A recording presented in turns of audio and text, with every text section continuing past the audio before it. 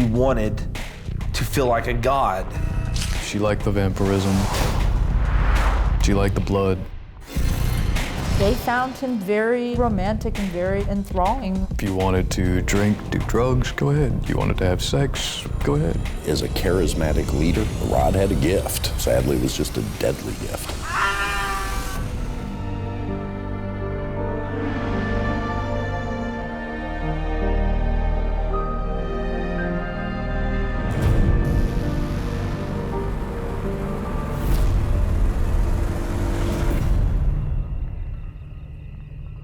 3 days before Thanksgiving in Eustis, Florida,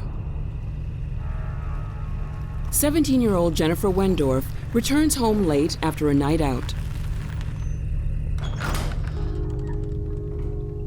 Jennifer comes home about 10:30.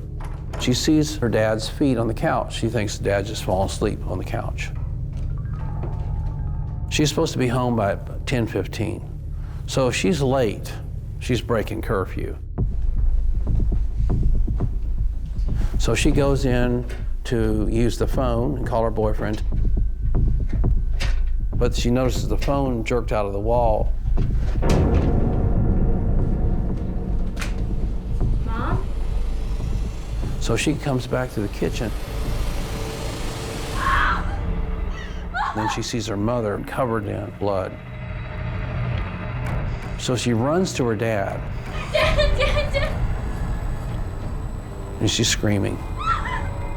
She sees her dad in a pool of blood. Then she realizes her dad is dead too. Jennifer finds a phone that's working and calls 911. My parents are dead. My parents are dead.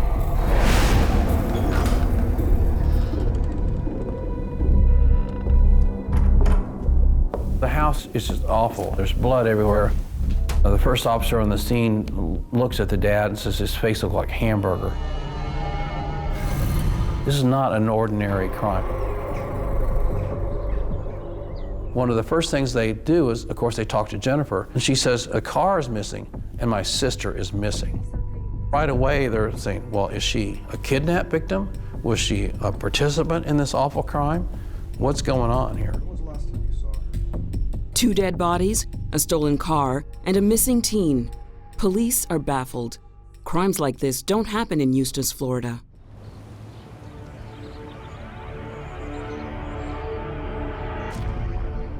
Eustis was kind of the quintessential small town America. Everybody knew everybody. Everybody knew everybody's kids.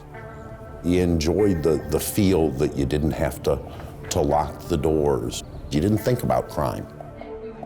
The Wendorfs seemed to be a very normal family. The mom volunteered at the school. The dad had a good job. Jennifer was a cheerleader and very popular in the school. In contrast, her 14-year-old sister Heather is moody and rebellious.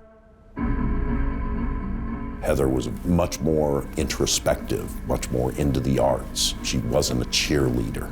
She wanted to be her own person. It isn't just her attitude that upsets Mr. and Mrs. Wendorf. It's the company their daughter is keeping. 15-year-old Rod Ferrell is the town rebel. Rod Ferrell was, the consummate bad boy.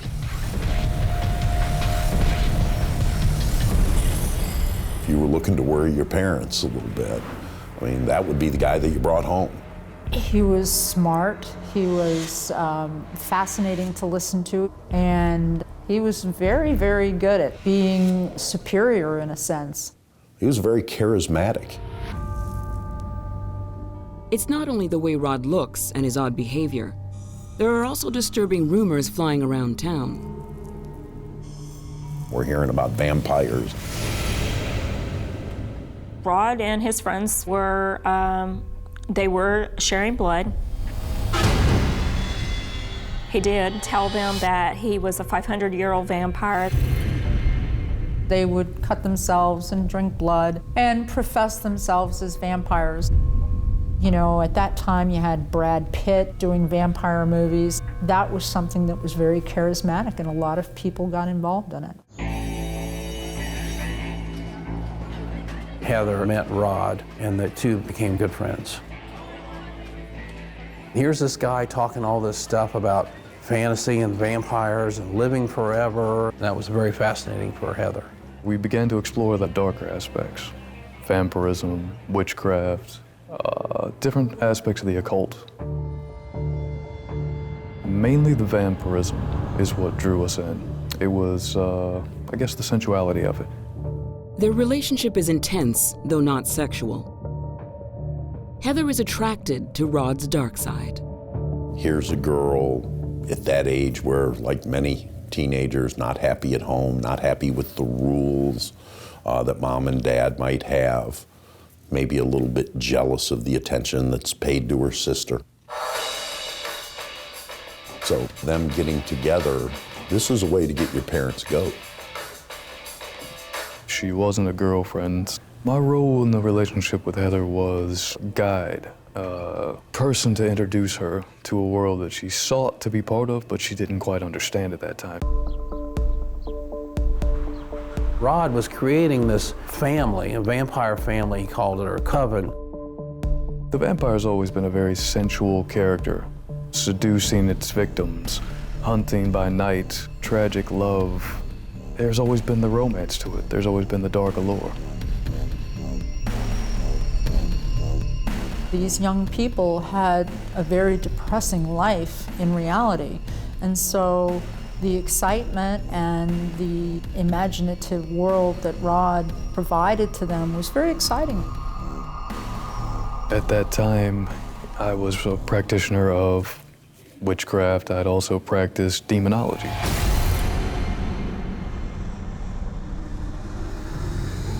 I'd taken Visago as my patron demon at that time. He being one of the 9 crown princes of hell and having legions under him. In demonology, taking a patron demon, you basically, literally the same way Catholics would take a patron saint.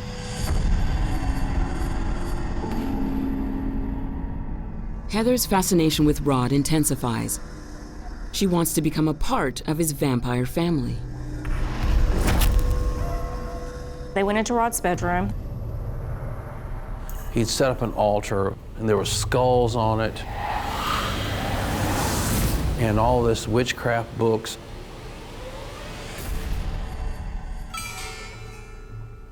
To bring Heather into the vampiric way of life, she willingly offered her blood to me.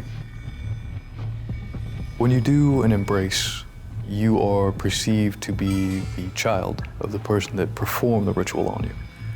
So by doing the ritual with Heather, it made her a daughter to me, a blood daughter.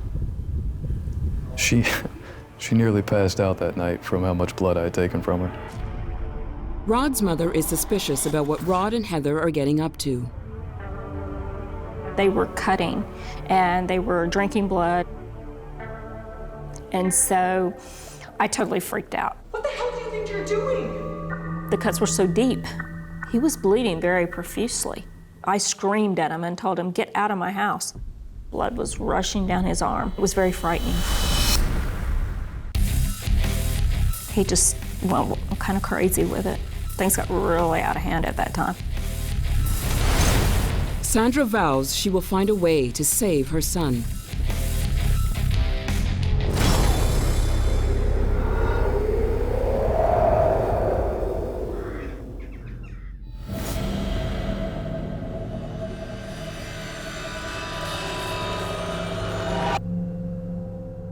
In small-town Eustis, Rod Ferrell is drawing 14-year-old Heather Wendorf deeper into his dark vampiric world.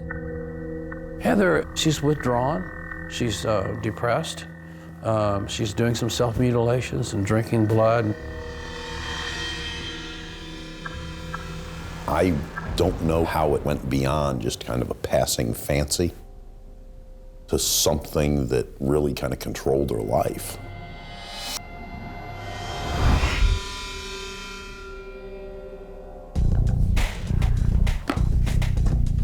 Fearful that Rod is spiraling out of control, His mom, Sandra, decides they should leave Florida and head back to her hometown 800 miles away.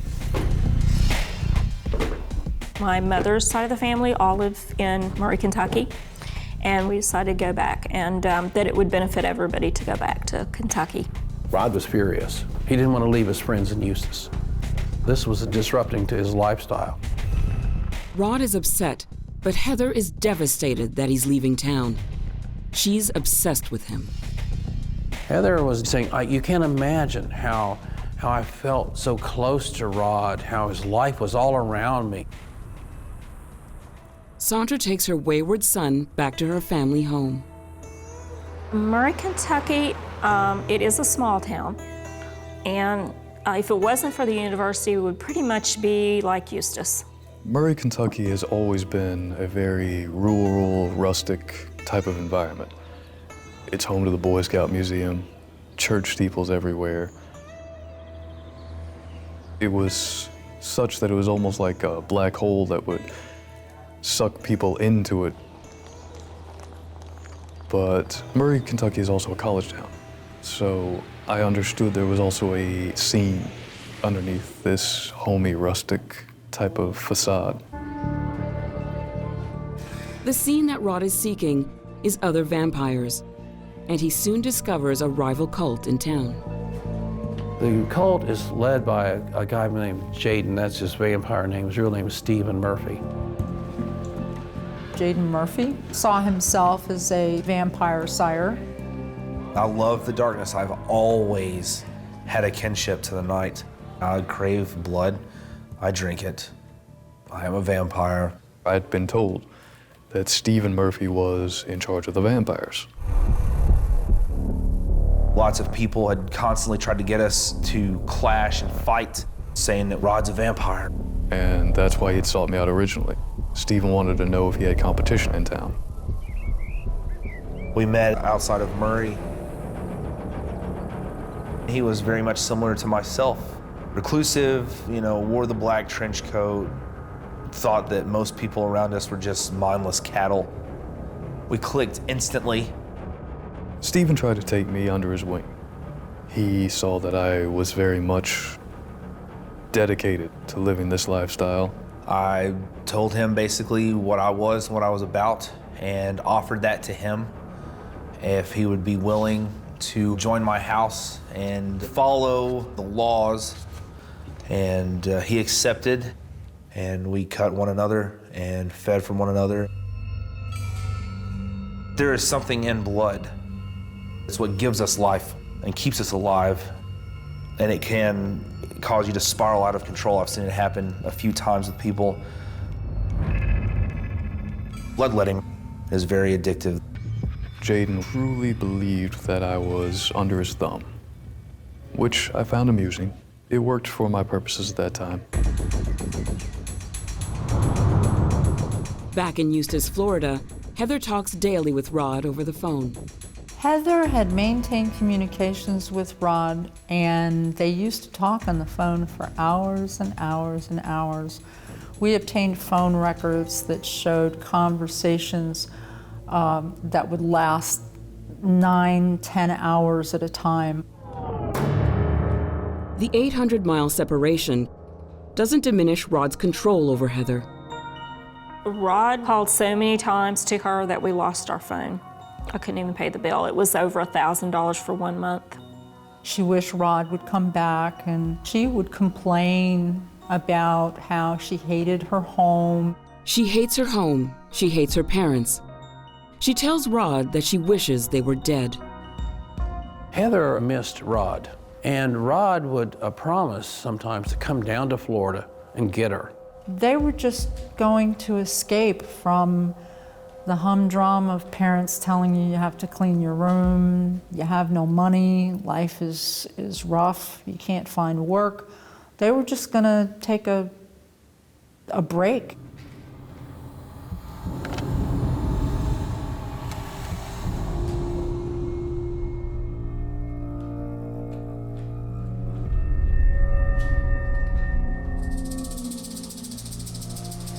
While Heather languishes hundreds of miles away in Eustis, Florida, Back in Kentucky, Rod tires of Jaden and his group and sets up his own vampire coven. Rod started to get, I guess, power hungry. Rod was gathering his own followers. He didn't like Jaden being boss. With his own group, he had a lot more control and a lot more freedom to do whatever he wanted to do. I was in a maelstrom of my own madness. A lot of the kids, they're drawn to the occult because they're kind of loners. Their outlandish behavior is sort of supported. They couldn't find where they belonged, so I made a place for them to belong. If you wanted to drink, do drugs, go ahead. You wanted to have sex, orgies, go ahead.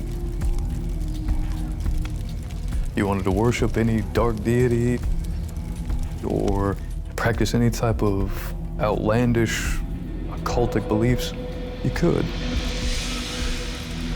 He was taking marijuana and acid, dropping acid, was becoming more enraptured with the fantasy world. It was escalating. He was trying more drugs, ecstasy, cocaine, barbiturates, just experimenting with all of it. They were doing drugs, they were partying, they were having a lot of different, things going on, which no child should be involved in to begin with. Many people believed that I was attempting to open the gates of hell at that time. Rod isn't just drinking his followers' blood. He's having sex with a lot of the girls. One in particular grabs his attention. Charity Cassie began dating Rod, so that was a boyfriend-girlfriend situation. They went from 0 to 60 pretty fast. They were involved in a sexual relationship. Charity's diary. On the front, it's like a little kid's diary, with a picture of a little pony and all that sort of thing. But inside, she talks about sucking blood and how great blood tastes. Well, for those who practice vampirism, the blood is like an aphrodisiac to them. As we grew closer, I allowed her to know more of what I was doing, and she seemed to take to it. She seemed to embrace the concept of it. She liked the vampirism. She liked the blood.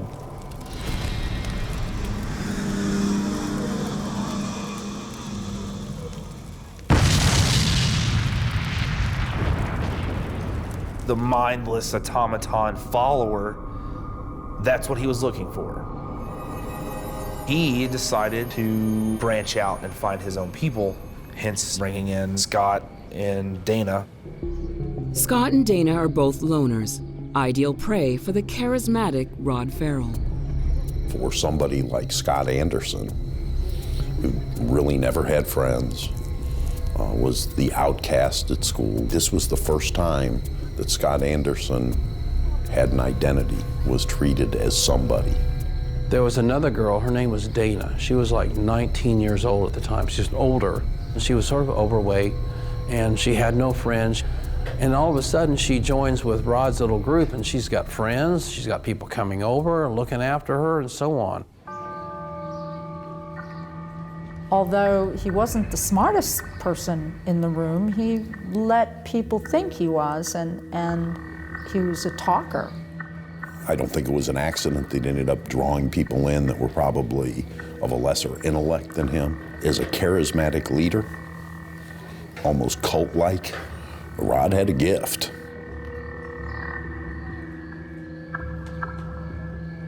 I began to experiment with drugs more. I began to become more physically aggressive.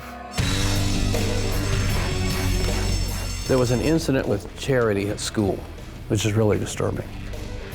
He said to the teacher, "I could slit your throat." He got in trouble, big trouble. He got expelled from school. So I had nothing but time on my hands. I had no restrictions.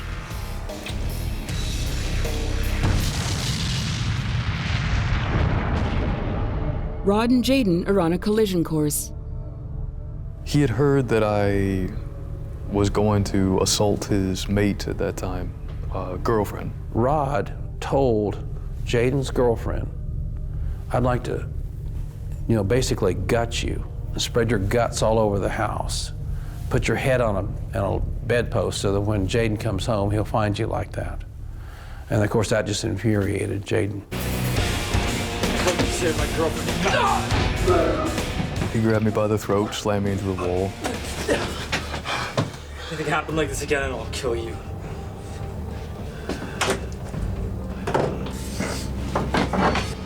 I picked up a baseball bat and I slammed it through the door.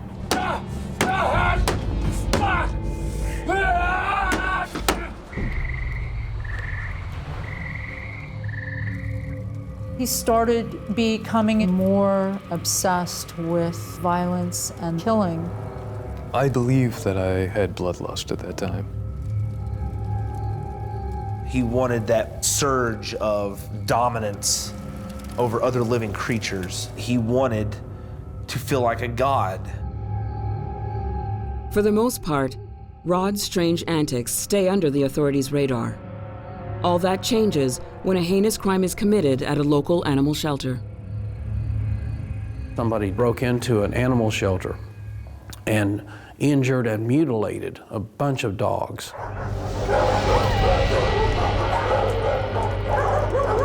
Tore their legs off and did all this horrific stuff. And then you could see in the high grass that they had made some kind of ceremony.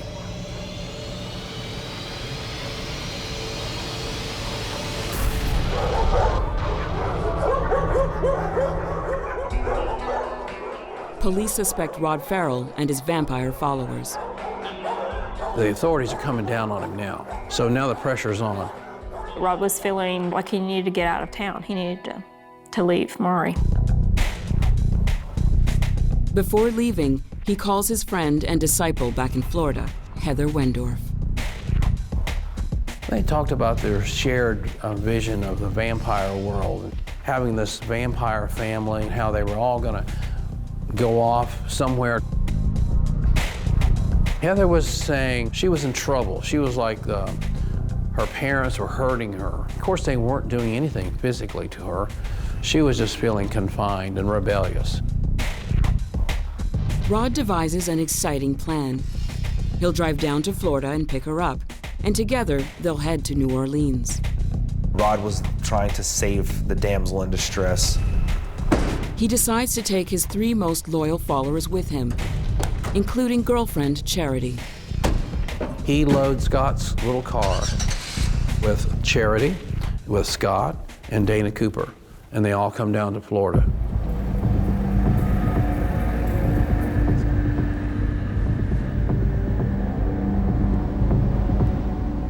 Rod's pronouncements become increasingly apocalyptic and sinister.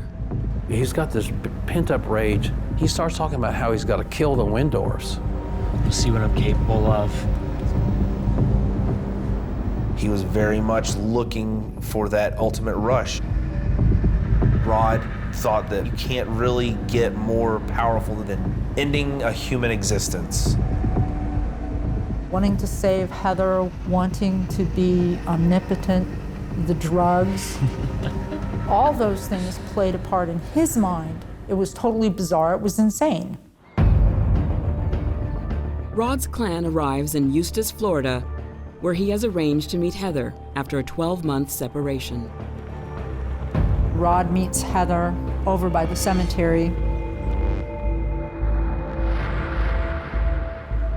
And there is a cutting ritual that goes on between Rod and Heather.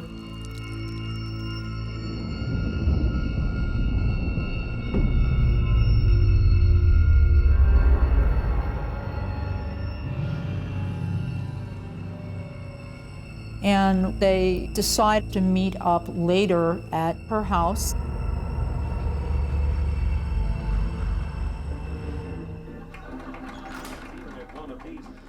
The plan is Heather will grab some clothes and run off with Rod and his vampire family. Hey, Hey, hey, Annie. how you doing? Good. Heather spends a few minutes to watch the TV with her parents. Then she gathers her things and slips out the door. But first she leaves a little note. Dear Mom, Dad, and Jenny, I don't have much time, but I must say that I love you all very much. I'm leaving for good, but I don't want you to worry about me because I will be fine. Please don't try and find us. Just know that I'll miss you and will always love you. Heather.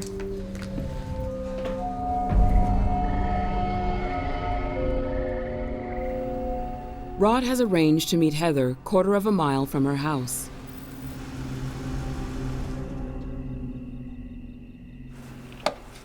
In her haste, Heather forgets to pack everything she needs for the trip. There was some memento that Heather had left behind she wanted me to look for. The decision's made that Rod go back to the house. Okay. I can go back for you. And then Rod says to her, says, you've said to me so many times, you want your parents dead. Do you want me to, kill your parents? She says, no, don't go anywhere near my parents. Don't touch them. Okay. Scott, let's go. Scott and I took off.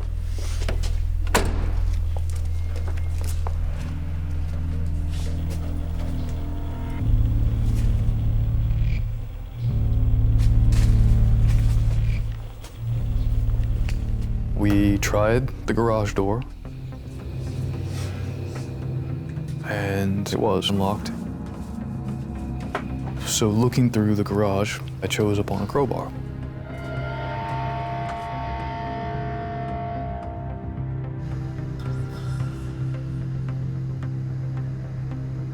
I saw Richard Wendorf asleep on the couch. We traveled in to the back bedrooms as swiftly as we could.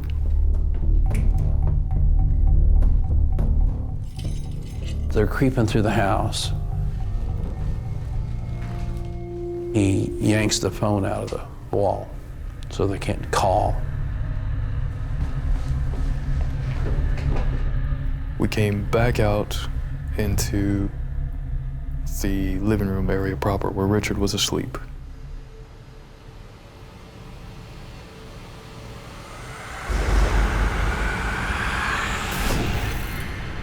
And the dad turns and sees him. Then they hear that Heather's mother. She comes out of the bedroom, and he just starts beating on her with this tire iron. Rod Ferrell and his sidekick Scott have attacked Heather's parents and stolen their car. I wiped the blood from my face, my arms, my chest. I took my clothes off and burnt them.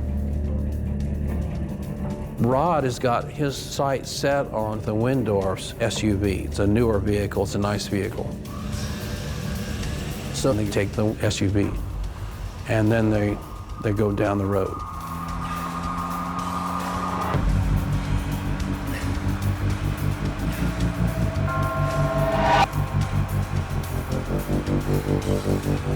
Ignorant of what has happened, Heather and the rest of the vampire clan wait for him. Flash your eye beams. Heather sees her dad's SUV. Her first reaction is, my parents are looking for me. Rod signals for Heather, Charity, and Dana to follow in the other car.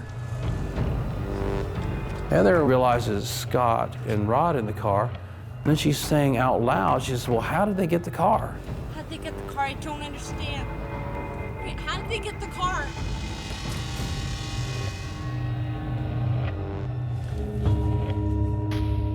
She doesn't understand. The convoy heads out for New Orleans. Meantime, Heather's 17-year-old sister returns home from a night out. Jennifer walks into a brutal murder scene where you see your father bludgeoned about the head, blood, brain matter, mom laying dead. None of us, I think, would ever want to walk in and see what she saw. She's on the 911 call. She says, my parents are dead. What this is that they have been killed. There is blood everywhere. On the way. They're trying to calm her down and stay on the line. An officer's coming your way. And the officer goes in.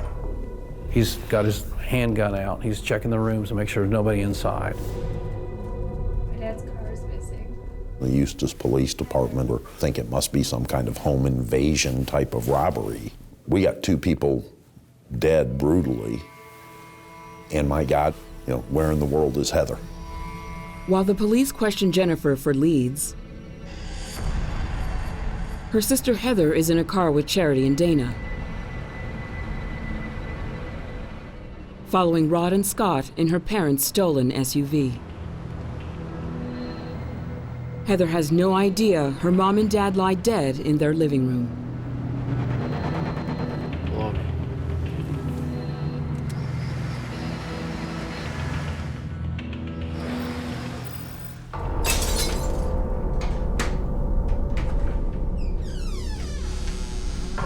A few hours into their journey, Rod decides to break into a house.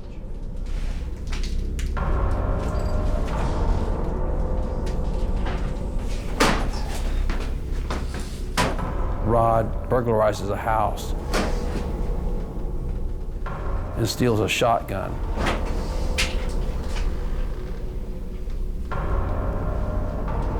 Heather. And he took Heather aside and explained to her in great detail what had happened, how it all evolved, how he killed her parents.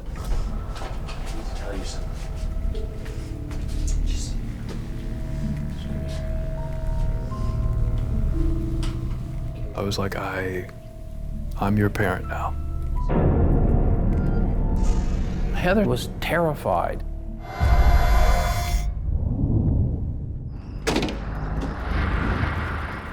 Rod gets them to swap license plates.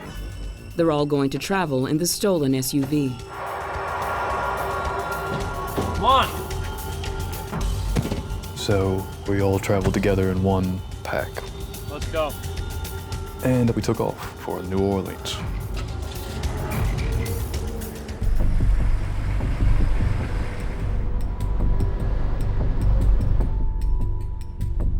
They kept that tire iron in the car, under the seat, near where she sat.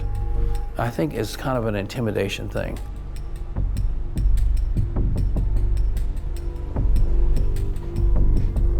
Back at the Wendorf house, the police are putting the pieces together. Everyone get along at home? Jennifer's telling them a little bit about Rod. She's got this friend, his name is Rod, and he's into kind of the vampire stuff. And then they're really getting alarmed now. The police now suspect Rod Ferrell of the murders, based on Jennifer's information. And then they're making calls up to Kentucky, to the police up there to find out what they're dealing with. And one of the police officers up there says, "You got a really wild bunch on the loose now." Vampire killers are running wild, and the police have no idea where they are. They put out a bolo, what they call a bolo. It's to be on the lookout for. The FBI was involved. They had police agencies all along the Gulf Coast that were involved. News is breaking of a double murder which took place in the Eustis area last night. Details are sketchy, but we believe the police are seeking a group of teenagers. We will give you more details as soon as we have them. Back in Murray, Kentucky, Rod's mother gets news of the murder of Heather's parents. They said Rod killed 2 people. It was total shock. There's no really emotions. There's nothing really that you can say as a parent, as a mother, when you hear that kind of news. Folks are worried that the teenagers are driving back to Kentucky to continue their bloodthirsty rampage. I mean, the cops were on high alert, thinking Rod was going to come back and go on this mass killing spree. However, the fugitive teens aren't heading north, but west for New Orleans. Rod had that shotgun on his lap, and said, if any cops try to arrest us, I'll blast them. He's killed already. He's going to kill some more. After 3 days on the run, Rod's band of teen vampires are beginning to lose faith in their leader. Rod is struggling in some ways to have them believe, you know, I'm this immortal soul and I'm your leader. And there's kind of a dichotomy in the way that you see the kids react and feel. I think that veneer is shot for them. Even to them, he has crossed the line. This isn't romantic. Is it just wrong? And we're scared and we're hungry and we're running. The reality didn't live up to the hype. When we reached Baton Rouge, we were virtually on the last legs of the money we had. Charity believed that she could get money on a wire from her mother. Charity calls her mother, who is a corrections officer in South Dakota. Mom says, look, I'll wire some money to this motel. Well, of course, she tips the police officers off in Baton Rouge.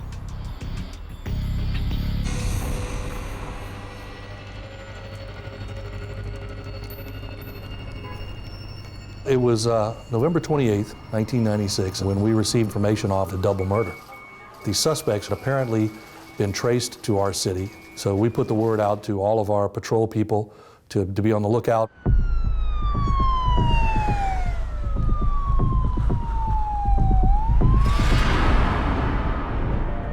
Despite his better judgment, Rod agrees to collect the money supposedly wired by Charity's mom.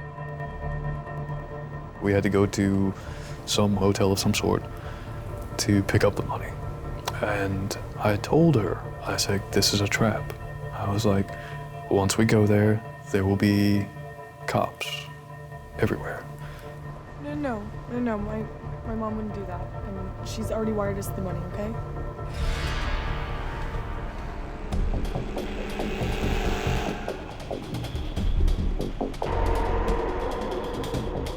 So we get to the hotel.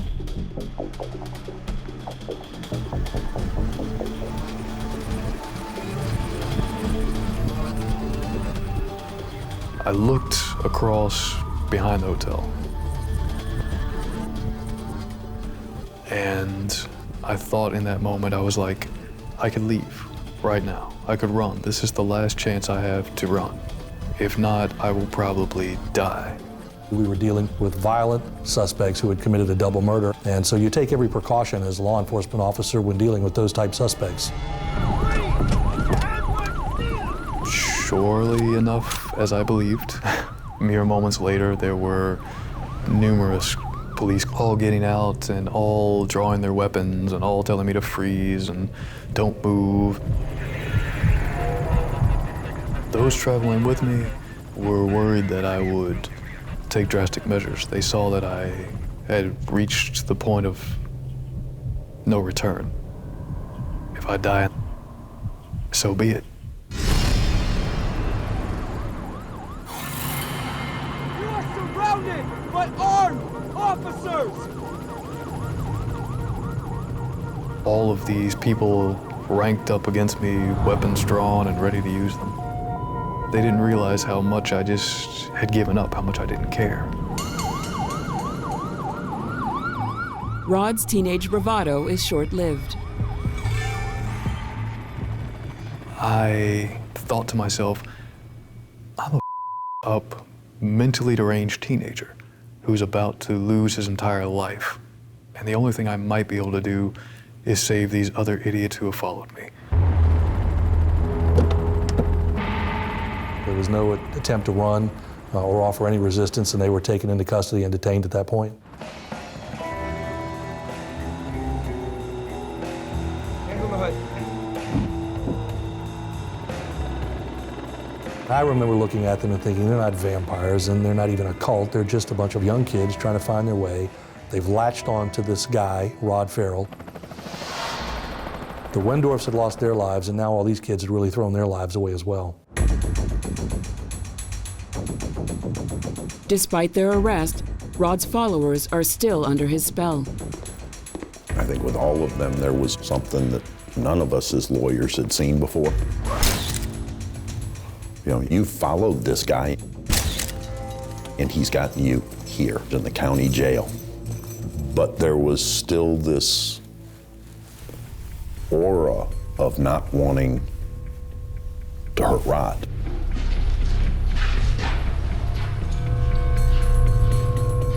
Most of the time I saw them, they just seemed beaten down, very tired, lost kids.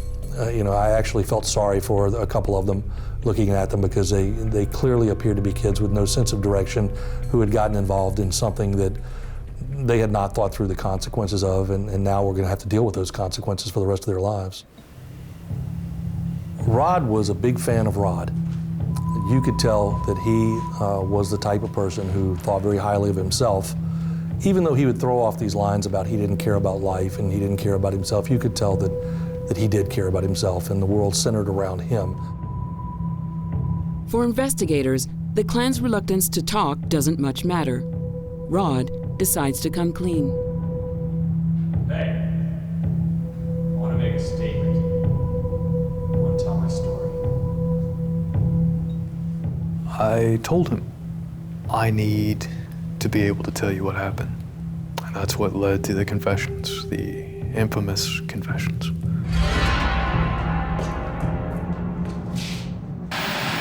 Heather's mother was in the shower, and her father was watching TV. And I lost it. It came in flashes.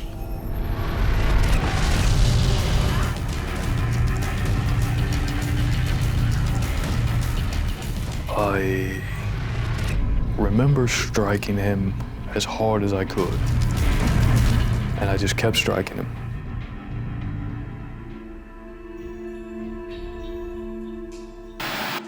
I just boom, right across the temple of the head. It knocked him cold. Rod said, I got a rush out of it. I got a rush out of killing him. The next thing I remember is Scott staring at me with his eyes wide. He was in shock. Then they hear that Heather's mother, and she says, what are you doing here? What do you want? And again, I lost myself in that red haze.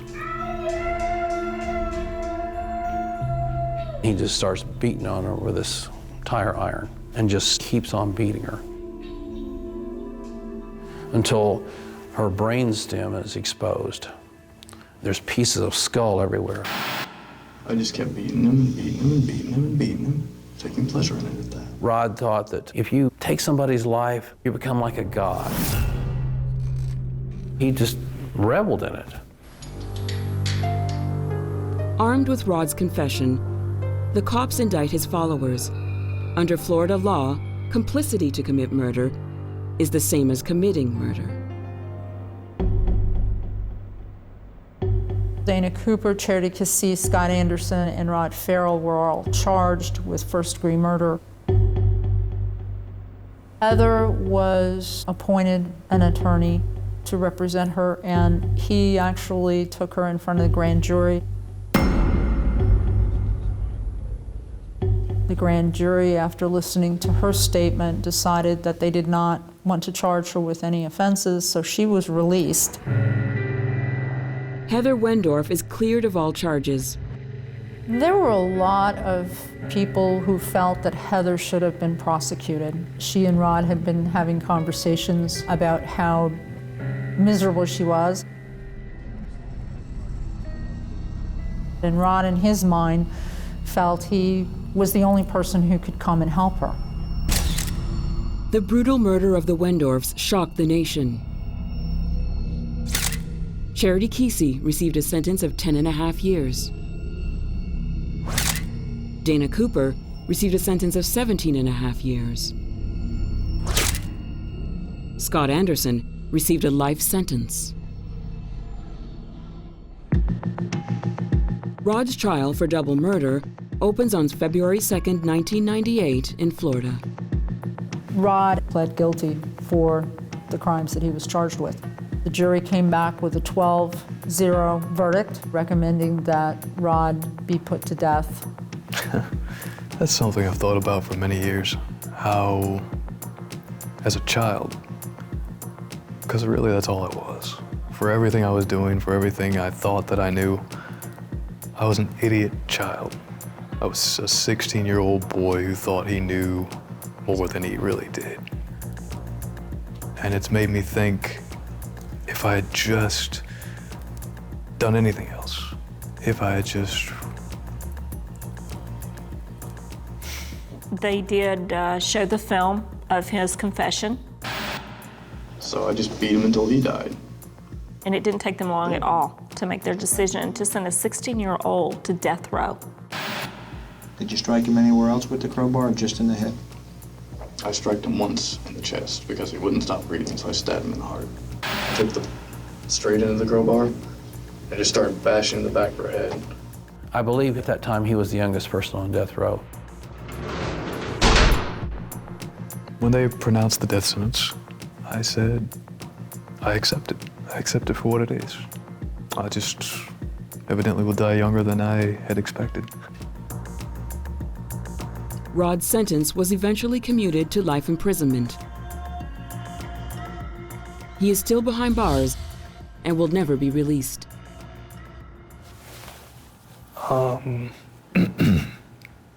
Anyway, that's what happened that night. It is a case that changed this community. It changed the way that we looked at each other. It changed the way that we looked at our kids. We lost our small town feel during that case.